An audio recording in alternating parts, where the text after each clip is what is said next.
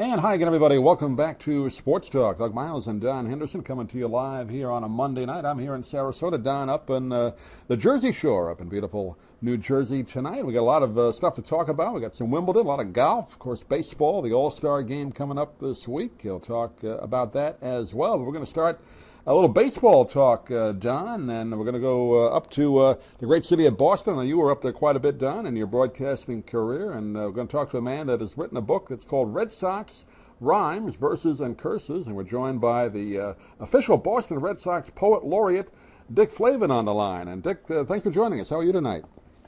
Thank you. I'm doing great. I'm doing fine. Better than Dick, the Red Sox are doing. Well, yeah, I was. They had a tough time against the Yankees. They were lucky to win that middle game of the series, but they really game one and game three they really struggled. Yeah, they did, as has been the case all year. Yeah, they're not going with their pattern there, Dick. Win it all, last place, win it all. I mean, last place. This is the year you're supposed to win it again. Oh my, it's a roller coaster ride. I'm telling you. Always has been with the Red Sox. Well, Dick, I think in all honesty, had they taken 2 out of 3, had they taken yesterday's game and only been 5.5 back, as badly as they played the first half of the season, I still think they would have been in a position to make a mark on the race the second half, and they probably still will. But I thought that was really a deflating series when they lost 2 out of 3. It was, and of course the story is pitching. So if they can get their pitching together, they'll be okay. But it doesn't look that way right now. But pitching wins. No question about that. And you're also sort of doubling as the PA announcer for the Red Sox at Fenway, right? I do, yes. Yeah, it's not a bad gig. You get the best seat in the house. They park your car for you. They feed me. Well, my good friend that I worked with for years and years and years, Dan Baker down in Philadelphia, is the oldest, right now, the oldest PA announcer in consecutive years of anybody in Major League Baseball. So, a terrific. Well, terrific. It's one thing about those jobs. Nobody quits those jobs. The only openings occur is when someone dies. Right. You're right. Yeah, Right. Bob Sheppard made it to 99, right? Yeah. Pretty good run. Yes, it was. And if you watch Yes, he's still there broadcasting. Yeah. He's still introducing Jeter. Yeah. Well, tell us a little bit about the Red Sox before we get into the book and certain sections. Tell us a little bit about the Red Sox and how long you've worked for them, and give us some of the highlights for you. Well, I'm like a lot of people from up around this part of the country. I was born a Red Sox fan and baptized a Catholic, and that's about the order of things up here. So it's been in my blood. It was in my father's blood. It's in my kids' blood and my grandkids' blood. It's one of those things that gets passed down from generation to generation up here, and we've all known our disappointments, and at least in the early part of this century, we have something to show for it. We got 3 championships to show for it, so it hasn't been a bad run, although the last 2 years have not been great. Doug? You can't complain too much anymore, Dick, after winning the 3 championships in 10 years, but before that, it had been some heartbreaking losses you've dealt with. Oh, I can see that ball going through Bill Buckner's legs. Bucky Dent. You're talking to a couple New Yorkers here. We remember it well. Oh boy. How many years, Dick, have you been associated with the club? Well, I have been officially associated with them for about 20 years, but I've been doing the PA announcing for the last 4 years. Okay. And but I've done these little poems and verses for a long, long time. You're like Ernie Harwell. Yeah. Well, I tell you, you were fortunate enough because I grew up as a Brooklyn Dodger fan, and when they left, in 1956. That was I didn't get the opportunity to continue following the Brooklyn Dodgers. The Los Angeles Dodgers, I don't care too much about. Yeah, and those Brooklyn Dodgers, boy, when they left, they were such great teams in the last years in Brooklyn.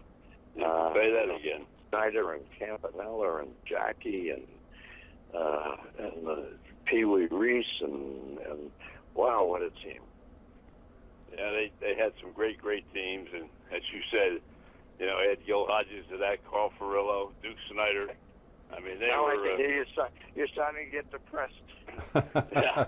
The only thing they didn't have was just what you're talking about with the Red Sox right now. They did not have an abundance of top quality pitchers. They had Pete Giroux and Don Newcomb, but after that, Clem LeBlanc a little bit. But other than that, they had to struggle. But and that's exactly what the Red Sox are doing, as you said a moment ago. And do you expect that they're going to make a move for Hamill, or do you think they're going to stay where they are?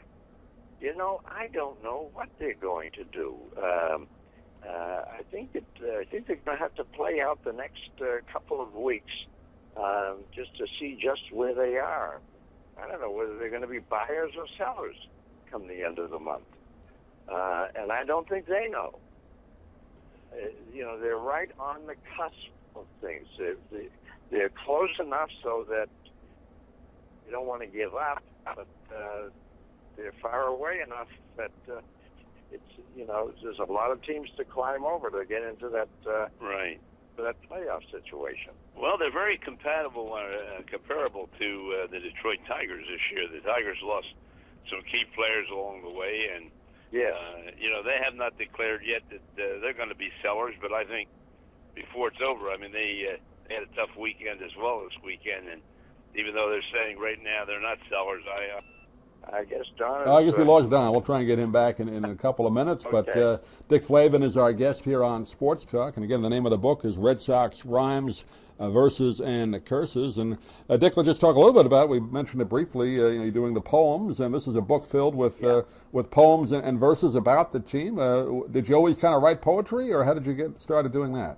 You know, when I was in grammar school, I discovered Casey at the bat. Mm-hmm. And this was the greatest thing, a poem about baseball. I thought that poetry had to be about the meaning of life and the moon and the stars and all that. This thing was fun. It told a great story, and I loved hearing it more than I loved reading it. So I memorized it, and have recited it all my life, and took a road trip with Dom DiMaggio and Johnny Pesky back in 2001 to visit with Ted Williams. And he was very ill, and in fact dying. He died a couple of months later. And I had to do something to justify my presence among these great mythic heroes of my boyhood. You know, I go back that far. And so I did a quick rewrite of Casey at the bat and made it Teddy at the bat. And it was about the great teams of the post-World War II era. We were talking earlier about the Dodgers not having enough pitching. The Red Sox, you know, they had Dom DiMaggio leading off and Pesky batting second and Williams batting third, and they had Bobby Doerr, and they had Al Zarilla and Junior Stevens. And they'd have a couple of good pitchers, and that would be it. So one year, as a team, they hit 300 and didn't win the pennant. That's amazing. I didn't know they did that. They had 300 average as a team that year. Wow. Yeah, they were terrific. Okay, Ted Williams. One night, I told an audience that when Ted was on the speaking program, and I told the audience in 1949, Don DiMaggio and Ted Williams got on base between the two of them 570 times. So I said, in a minute, we're going to get Ted up here to explain why he only had 189 runs batted in that year. He had a kind of a love-hate relationship, though, didn't he, with Boston, Ted? Just reading the books about him. I mean, wasn't always an easy relationship, at least from him to the fans. I'm not sure it was the other way around.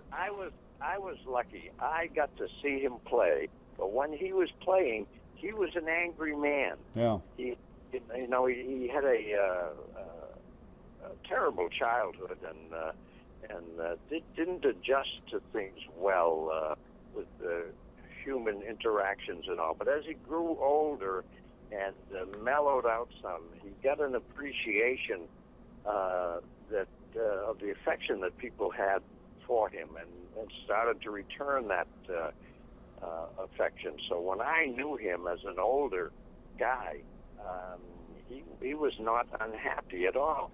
I think Joe DiMaggio was exactly the opposite. Joe DiMaggio seemed to be very well adjusted when he was playing, and when he didn't play, and he stopped playing, he became kind of eccentric. Yeah, and, that's what I heard. Yeah, of everyone. Yeah, I read a great biography at TED a couple of years ago, really comprehensive, and yeah, it does talk about his childhood and young adult years. Very, very kind of sad in a way what he had to go through. So that explains a lot. Yeah. You know, he had a brother, and they were going to go one way or the other, and Ted fell in love with baseball and just concentrated on it, and that was what he did. And his brother became a petty criminal. That's right. Yeah. Talk a little bit about just how the book came together, Dick, what people can get from reading it. It's not just for Red Sox fans, I imagine, but I'm sure they're going to want to get it. Thing. I'll give you a little verse that every baseball fan can identify with. I bring you sad news, in fact, even dire. Nobody loves a baseball umpire. Such universal lack of affection has to lead to a sense of rejection. Neither side likes him. He makes their skin crawl. One team will be mad, whatever is called. If it's against you, the bum is a crook. And if you agree, he's just a poor schnook. He's a figure of shun, someone we all shun. Figure of scorn, someone we all shun. But the poor devil is some mother's son. So remember before he screws up the next pitch that every umpire is the son of a person who probably isn't too crazy about him in the first place. That's great. Do these kind of come to you, Dick? Do you always have that ability, or do you sit down and write them, or you kind of talk them out, or how do you do your poetry? I write them, and I count the syllables, and so that they're all scanned and all that sort of stuff. It's like the parable of the old the sausage factory. Anyone who likes them, you shouldn't watch them being made. That's right. And again, for our audience down here in Florida and those listening on the podcast around the country, you also do a lot of broadcasting and up in the Massachusetts area. You won awards up there as well. What other things have you done up in the Boston area on television? Well, let's see. I was for many years I was on the NBC affiliate up here, and won 7 Emmys in the process. I was doing mostly political work in those days, and that's the state for it. Yeah, wrote a play on Dick ONeill, and I tell people that I get fame and acclaim and everything but money. That's right. I was going to ask you about that because I saw it in the notes. Tip O'Neill, one of the great political characters of all time. I know he and Ronald Reagan had a lot of great, jousting with each other in a friendly way. But they went at it back in the 80s, didn't they? Yeah, they sure did. They did not agree on one thing politically, but they kept it civil, and you just wish they'd keep it civil nowadays. Yeah. So when things really get down to, down and dirty, they managed to get along, and they managed to get things done when they needed to be done. What's your schedule, Dick, as far as the PA goes? It says you just do the day games on the weekend and occasional weekday game? Day games and the weekend games, and this month I've been doing the night games because the night guy, who's a lot younger than I am, just got married, so he's on his honeymoon. So I've been doing them. All. So and I enjoy it. It's most of your work is done by the time the game starts. You get through all the pre-game ceremonies and the bat boy of the game and the bat girl of the game and the blood donor of the game and the sleep of the game. And I usually have about 20 pages of script before the game starts. Once it starts, all you're doing is sitting up there with a scorecard, and you tell them who's coming up next, and that's it. You don't want to tell them much more because your job isn't like the job of a regular broadcaster.